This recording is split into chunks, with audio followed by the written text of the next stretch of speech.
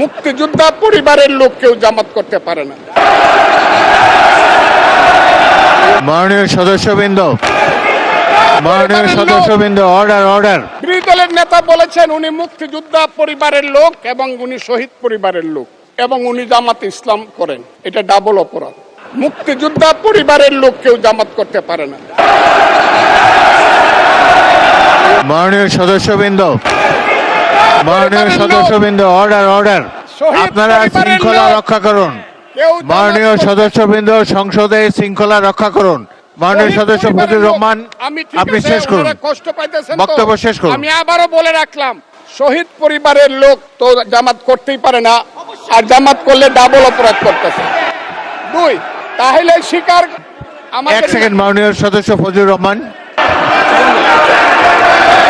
আমি আপনাদেরকে মাননীয় সদস্যবৃন্দ, প্রোটেকশন আশা করতেছি।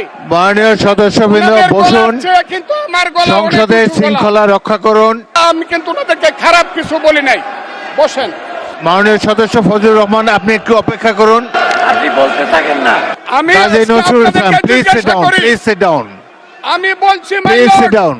এই যে দেখেন, বসেন। তারা কি ধরনের আচরণ করছে।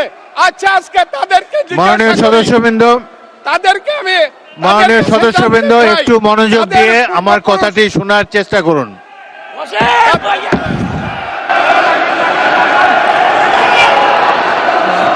মাননীয় সদস্যবৃন্দ, কাজী নজরুল ইসলাম বসুন। আমি আজকে বসুন। এই স্পিকারের কথা শোনার চেষ্টা করুন।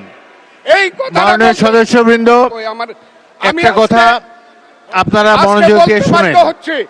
সংসদে প্রত্যেক সদস্যের, ফজলুর রহমান একটু ওয়েট করেন। মাননীয় সদস্য ফজলুর রহমান ওয়েট করেন। Hold on for a second, একটু অপেক্ষা করুন।